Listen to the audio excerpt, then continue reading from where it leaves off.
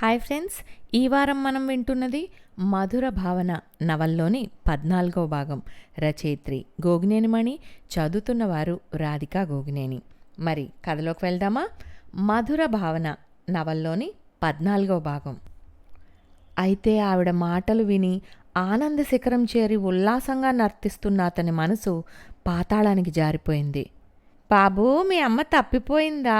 చిన్నప్పటి జ్ఞాపకాలతో ఆమె కోసం ఇంతగా తల్లడిల్లుతున్నావంటే మీ అమ్మ చాలా అదృష్టవంతురాలు. అమ్మ అనురాగమే తరగని ఆస్తి అని తలిచే నీలాంటి పిల్లలున్న తల్లి ఎంత పుణ్యం చేసుకుందో.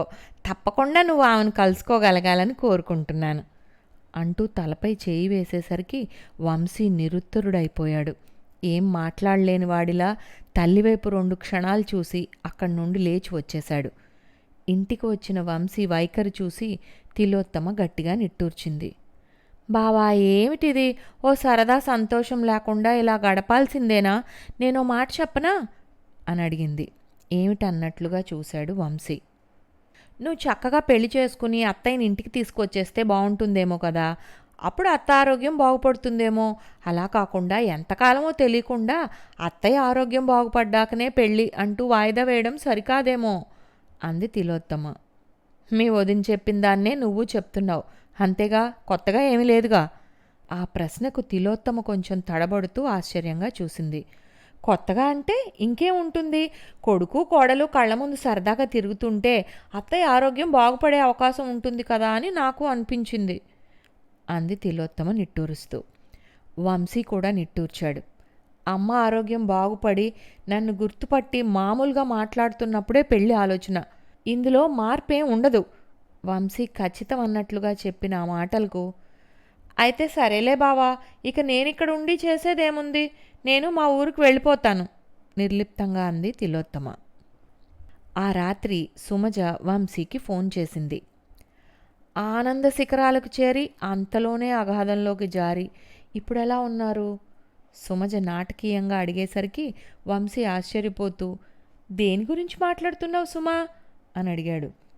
మీ అమ్మగారితో మీ చిన్నప్పటి జ్ఞాపకాలను పంచుకుంటూ మిమ్మల్ని గుర్తుపట్టేశారన్నట్లు ఆనందించి అంతలోనే మీరెవరో అన్నట్లుగా ప్రశ్నలు వచ్చేసరికి కృంగిపోవడం జరిగింది. అవునా? నిజమేగా? నిజమే కానీ నేను ఒక్కడనేగా అక్కడున్నాను. ఈ మాటలు నేను ఎవరికీ చెప్పకుండా నీకెలా తెలిసాయి? సుమజ చిన్నగా నవ్వింది. ఆ గదిలో డాక్టర్ గారు సీసీ కెమెరా పెట్టించారట. అంటే మీ అమ్మగారి గురించి అన్ని విషయాలు తెలుసుకునేందుకు ఆమెను పరిశీలించడం ముఖ్యమని ఆ కెమెరా పెట్టించారని అన్నారు. ఈరోజు మీ సంభాషణతో ఆయన కూడా ముందు మీ అమ్మగారిలో స్పందన కనిపించిందని అనుకున్నారట. తర్వాత ఆవిడ మాటలు విని తను బాధపడ్డానని నేను ఫోన్ చేసినప్పుడు చెప్పారు. అందుకే మీరు ఎలా ఉన్నారోనని చేశాను. అర్థమైందిలే ఇప్పుడు. ఆ జ్ఞాపకాలతో అమ్మలో ఏమైనా మార్పు వస్తుందేమోననే ఆశ ఉండేది. ఆ ప్రయత్నము ఫలించలేదు వంశీ నిట్టూర్చాడు. మీ చెల్లెలు విశేషాలేంటి? అనూష మళ్ళీ వచ్చిందా అడిగింది సుమజ. చెల్లెలు గుర్తుకు రాగానే వంశీ మొహం మాన్లమైంది. ఏమిటో సుమా, అనూష గుర్తురాని రోజు ఉండదు. అమ్మ ఆరోగ్యం బాగోలేనప్పుడు తన ప్రవర్తన బట్టి తన ఆ విషయం ఇంకా జీర్ణించుకోలేకపోతుందని నాకు అనిపించింది. అమ్మతో ఈరోజు ఎన్నో విషయాలు కబుర్లు పంచుకోవాలనుకున్నాను. చిన్నప్పటి నుంచి అనూష్తో నా అనుబంధం, జ్ఞాపకాలు అన్నీ నెమరేసుకోవాలని అనిపించింది. కానీ అమ్మ అన్న మాటలకు నాకు ఎలా రియాక్ట్ కావాలో కూడా అర్థం కాక అక్కడ ఉండలేక వచ్చేశాను బాధగా ధ్వనించింది అతని స్వరం. నాకు చెప్పండి మీ చిన్నప్పటి సంగతులు ఆసక్తిగా అడిగింది సుమజ. చిన్నప్పటి జ్ఞాపకాలతో వంశీ ముఖం దీప్తివంతమైంది. నాకు అనూషకి వయసు రీత్యా ఎక్కువ వ్యత్యాసం ఉండటం వలన నేను తన్ని చాలా గారాబంగా చూసేవాడిని. అనూష కూడా ప్రతి చిన్న విషయానికి నా మీద ఆధారపడటమే కాదు, నన్ను ఒక సూపర్ హీరోలా చూసేది. తనకి నాకు అంత మంచి అనుబంధం ఏర్పడటంలో అమ్మదే ప్రధాన పాత్ర. అనూష ఏది అడిగినా అన్నయ్యని అడగమని తనే ప్రోత్సహించేది. రాను రాను అనూషకి అమ్మా నాన్నల కన్నా నేనే ప్రాముఖ్యమయ్యాను. స్కూల్లో కూడా అందరితో నా కబుర్లేనట. ఎవరేమన్నా మా అన్నయ్యతో చెప్తా అని బెదిరించేదట. అలా స్కూల్ రోజుల నుంచి అందరూ తనకి అన్న కూచి అనూష అని పేరు పెట్టారు. కానీ అందరూ తన్ను అలా పిలవటం వలన అనూష గర్వపడేదే కానీ ఎప్పుడూ చిన్నబుచ్చుకోలేదు. తన దృష్టిలో నా స్థానం పడిపోకూడదని నేను కూడా చాలా బాధ్యతగా మరింత ప్రేమగా ఉండేవాడిని కూడా. తమాషా ఏమిటంటే అందరితో అలవాటైపోయి ఒక్కోసారి అమ్మను కూడా అన్నయ్యతో చెప్తా అని బెదిరించేది. అమ్మ ఎంత మురిసిపోయేదో చెప్పలేను. ఎప్పుడు స్కూల్లో ఎవరు ఏం పంచిపెట్టినా, చుట్టాలింట్లో ఏమిచ్చినా అనూష అక్కడ తినేది కాదు, తిన్నగా ఇంటికి వచ్చి నాకిచ్చేది. మా ఇద్దరికి నేను పంచి ఇచ్చాకే తను తినేది. అమ్మ మురిపెంగానే, నువ్వే 2 చాక్లెట్స్ తిని వాడికి 2 ఇవ్వచ్చుగా అంటే అనూష వెంటనే, అమ్మా అన్నయ్యకి 4 నువ్విచ్చినా నేనిచ్చినా ఎలా పంచుతాడో నీకు తెలుసుగా, తను ఒకటే తీసుకుని నాకే 3 ఇస్తాడు అని పక్కపక్క నవ్వేది. నాకు ఇంకా బాగా గుర్తుంది, తను 10th క్లాస్లో ఉన్నప్పుడు ఎవరు గొప్ప వ్యక్తులు అన్న టాపిక్ మీద స్టేజ్ మీద పిల్లలను మాట్లాడమన్నారు. చాలామంది పిల్లలు అంబానీ గురించి, అమితాబ్ గురించి, సచిన్ గురించి మాట్లాడారు. మా అనూష లేచి నిలబడి స్టేజ్ దగ్గరికి నడుస్తుండగా చాలామంది పిల్లలు గోలగోలగా పాడటం మొదలుపెట్టారు. అన్నయ్య సన్నిధి అదే మాకు పెన్నిది అని ఒకడు, మరొకడు చెల్లిగా నువ్వు పుట్టాకే అన్నగా నేను పుట్టాను అంటుండగా, అన్నయ్య అన్న పిలుపు మా స్కూల్లో అందరికీ మేలు కొలుపు అంటూ ఇంకొకడు ప్యారడీ అందుకున్నాడు. అలా అందరూ సరదాగా రకరకాలు పాడుతూ ఉండగా స్టేజ్ మీదకు వెళ్ళిన అనూష చెప్పిన మాటలు నాకు ఇంకా పొల్లు పోకుండా గుర్తు ఉన్నాయి. నా వరకు ఎంత ఆస్తి సంపాదించినా, ఎంత పేరు ప్రఖ్యాతులు సంపాదించినా రాని నమ్మకం, ధైర్యం మన కుటుంబాన్ని చూడగానే మనకు వస్తుంది. కుటుంబంలో కూడా మనకు జీవితాంతం తోడు నీడగా, కొండంత అండగా నిలబడేది ఒక్క తోడబుట్టిన వాళ్ళు మాత్రమే అని నేను నమ్ముతాను. అమ్మా నాన్నలు కొంత వయసు వరకే తోడు ఉండగలరు, కొంత వయసు వచ్చాకే భార్య లేదా భర్త తోడు ఉంటారు. కానీ మన రక్తం పంచుకు పుట్టిన తోబుట్టువులే మనకి పుట్టుక నుంచి కడదాకా అండగా నిలబడేది. అందుకే అసలైన ఆస్తి నా దృష్టిలో మన తోడబుట్టిన వాళ్లే.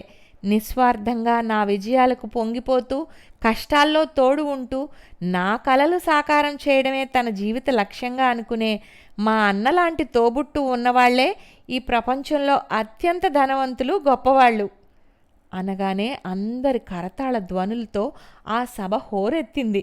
ఆ రోజు అనూష స్కూల్లో మిగతా అమ్మాయిలు కూడా, అన్నయ్య అనూష్లానే మేం కూడా ఎవరైనా ఏడిపిస్తే అనూష అన్నయ్యకి చెప్తాం అని అనేస్తున్నాం అంటూ నవ్వుతూ చెప్తుంటే నాకు చాలా గొప్పగా అనిపించింది. ఆ తర్వాత ఒకసారి అమ్మకేదో అనారోగ్య సమస్య వచ్చింది. నేను ఎందుకో విసిగించానని చెయ్యి ఎత్తి నా దగ్గరకు రాబోతుంటే నేను అందకుండా తప్పించుకోవడానికి పరుగులు పెట్టాను. నా వెనకే హడావిడిగా రాబోయిన అమ్మ హఠాత్తుగా కాలు మెల్లి తిరిగి కాబోలు పడిపోయింది. నాకేం చేయాలో తోచలేదు. ఏడుపును ఆపుకుంటూనే పక్కింటికి పరిగెత్తి బామ్మగారిని తీసుకువచ్చాను. నాన్నకు కబురు అందింది. అమ్మను హాస్పిటల్కి తీసుకెళ్ళటం జరిగింది. డాక్టర్ నిన్ను చాలా జాగ్రత్తగా ఉండాలని చెప్పినా ఇంత అజాగ్రత్త ఏమిటి అంటూ నాన్న కోపడ్డారు. అప్పుడే నాకు తెలిసింది అమ్మకేదో సమస్య వచ్చిందనేది. చిన్నపిల్లలం మాకెందుకు అని ఆ విషయం చెప్పలేదన్నమాట. హాస్పిటల్కి వెళ్ళాక చాలా హడావిడి జరిగింది. డాక్టర్ గారు అమ్మకు వెంటనే ఆపరేషన్ జరగాలన్నారు. నాన్న మొహంలో ఆందోళన చూసిందేమో అమ్మ, ఈ రాత్రి గడిస్తే పర్వాలేదని డాక్టర్ అన్నారు కదా, నేను విన్నాను. పిల్లలిద్దరినీ మాత్రం ఈ పూట ఇక్కడే పడుకోనివ్వండి అంది ప్రాధేయపడుతున్నట్లుగా. చిన్నపిల్లలు వాళ్ళెందుకు, నేనుంటాగా అన్నారు నాన్న. కాదు, ఎందుకో వాళ్ళు నా దగ్గరే ఉండాలని గట్టిగా అనిపిస్తోంది. నాకేం జరిగినా అంటూ అమ్మ ఆగిపోయింది. ఆ వాక్యం పూర్తి చేయలేకపోయింది గొంతు గద్గదికం అవటం వలన. నువ్వు అలా మాట్లాడుకు, పిల్లలిద్దరూ చూడు ఎలా బెంబేలెత్తిపోతున్నారో అన్నారు నాన్న అమ్మ చేయి పట్టుకుని పక్కనే కూర్చుంటూ. ఏమో నాకు అలా అనిపిస్తోంది, కాదనద్దు, ఈ రాత్రికి నా దగ్గరే ఉండాలి అందే అమ్మ మమ్మల్ని చూస్తూ. నేను అమ్మకి దగ్గరగా వచ్చి, నేను ఇక్కడే ఉంటానమ్మా, ఇంటికి వెళ్ళమని ఎవరు చెప్పినా వినను అన్నాను ఖచ్చితం అన్నట్లుగా. అనూష కూడా వెంటనే నా దగ్గరకు వచ్చి నన్ను పట్టుకుని, అన్నయ్య అక్కడ ఉంటే నేను అక్కడ ఉంటాను అంది. ఆ మాటలకు నన్ను అతిశయం, ఆనందం నిలువెల్లా ముంచేశాయి. మురిపెంగా అనూషను దగ్గరికి తీసుకుని, నా చెల్లెలు అనుకున్నాను. అవును, మీరిద్దరూ నా దగ్గరే ఉండాలి, మీరిద్దరూ నాకు 2 కళ్ళు అంది అమ్మ. నేను నాన్న వైపు చూస్తూ, మరి నాన్న అని అడిగాను అమ్మని అమాయకంగా. అమ్మ ఒక్క క్షణం ఆలోచించినట్లుగా ఊపిరి తీసుకుని, పైకి కనిపించని నా ప్రాణం అంది.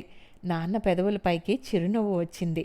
అమ్మ కాసేపు ఆగి, మీరింటికి వెళ్ళండి, పర్వాలేదు, డాక్టర్లు నర్సులు ఉంటారుగా, చూస్తారులే అనగానే నాన్న, ఇప్పుడేగా నన్ను నీ ప్రాణం అన్నావు, నీకు దూరంగా నీ ప్రాణం ఎలా ఉంటుంది? మేము ముగ్గురం ఇక్కడే ఉంటాం ఈ పూట. చిన్నపిల్లల మీద భారం వేసి నేను ఇంటికి వెళ్ళి నిశ్చింతగా ఎలా ఉండగలను అనుకున్నావు? నువ్వు ఇంకేం మాట్లాడుకు అని కొంచెం గట్టిగానే అన్నారు.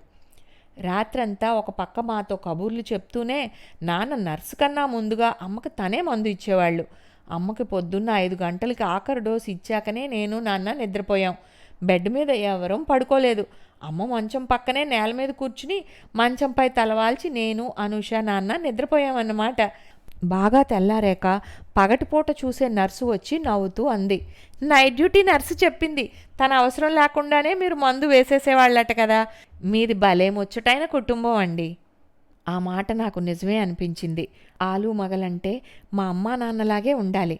నాన్న ఆ రోజు మాత్రమే కాదు, అమ్మ ఇంటికి వచ్చాక కూడా చాలా జాగ్రత్తగా వేళకు మందులు వేసుకుంటుందా లేదా, తగినంత విశ్రాంతిగా ఉంటోందా లేదా లాంటి విషయాలన్నీ బాగా గమనించేవారు. ఆ రాత్రి అమ్మ ఆరోగ్యం ఆందోళన కలిగించినా నాన్నతో కబుర్లు చెప్తూ గడపటం మాత్రం నాకు చాలా ఆనందాన్ని ఇచ్చింది. నేను కాలేజ్ నుంచి రాగానే అమ్మని ఎలా ఉంది అని అడిగేవాడిని.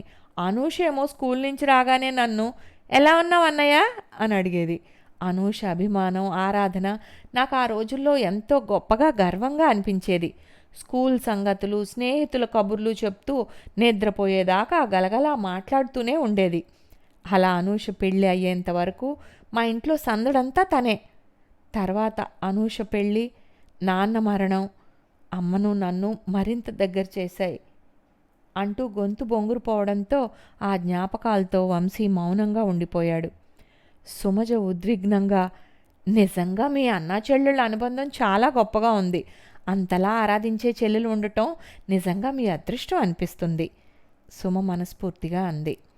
అలా అంతలా అభిమానించే చెల్లెలు ఇప్పుడు కొత్తగా అమ్మ తనకే కన్న తల్లి అని అన్నయ్యని పరాయి చేస్తూ మాట్లాడుతుంటే తను తట్టుకోలేకపోతున్నాడు. ఎందుకు అనూష ఇంత భేదం వచ్చింది? ఏం చేస్తే మళ్ళీ నీ నమ్మకం పొందగలుగుతాను? నీకన్నా నాకు స్థలం కానీ ఇంకే ఆస్తి కానీ ముఖ్యం కాదు అని ఎలా చెప్పను అని మనసులోనే మౌనంగా రోదిస్తూ వంశీ అలా ఉండిపోయాడు. వెంటనే సుమజ టాపిక్ మారుస్తూ, బాధపడకండి వంశీ, డాక్టర్ గారు ఆవిడ మనసుకు ఏదో గాయం కలిగిందని, అందువల్లనే అలా జరిగి ఉండొచ్చని అన్నారు కదా, అదేమిటో తెలుసుకుని ఆ విధంగా ప్రయత్నిస్తే బాగుంటుందేమో. వంశీ నుండి ఏ మాటలు వినిపించకపోయేసరికి, ఏంటి ఏం మాట్లాడటం లేదు అంటూ సుమజ రెట్టించింది. ఏదో ఆలోచనలో పడి అంటూ సంజాయిషి ఇచ్చిన వంశీ, ఇంకో ప్రయత్నం చేద్దాం అనుకుంటున్నానులే అంటూ ఫోన్ ఆపేసేసరికి సుమజ కొంచెం ఆశ్చర్యపోయింది. ఏమిటో ఇతని ప్రవర్తన ఎప్పుడూ లేని విధంగా కొత్తగా ఉందే అనుకుంటూ నిట్టూర్చింది. ఆ మర్నాడు శ్యామసుందర్ గదిలో ఏదో సర్దుతున్న వంశీని చూసి తిలోత్తమ, ఈ గదిలో ఏం చేస్తున్నావు బావా? నేను అన్నీ సర్దుకున్నాను బయలుదేరటానికి, ఆ మాట చెప్దామని వచ్చాను అంది. ఏం లేదులే, అమ్మని ఆ రోజు హఠాత్తుగా డాక్టర్ గారింటికి మార్చడం వలన ఈ గదిలోని వస్తువులన్నీ కొంచెం చిందరవందరగా ఉంటేను సర్దుతున్నా. పార్వతి గది శుభ్రం చేస్తున్నా కానీ వీటన్నింటినీ పట్టించుకోదుగా, అందుకు అంటూనే వంశీ తిలోత్తమ చేయి పట్టుకుని, ఏమిటి తిలోత్తమ, ఈ పరిస్థితుల్లో నన్ను ఒంటరిగా వదిలేసి వెళ్ళిపోదామనే ఆలోచన చేస్తున్నావా? అసలు నువ్వు ఏ ఉద్దేశంతో వచ్చావు? అది నెరవేరకుండానే ప్రయాణం తలపెట్టేవేమిటి అని అడిగేసరికి తిలోత్తమ బిత్తరపోయింది. అతని వైపు ఆశ్చర్యంగా, విచిత్రంగానూ ఆనందంగానూ చూసింది. ఇంతటితో 14వ భాగం సమాప్తం. వచ్చే వారం 15వ భాగంతో కలుద్దాం.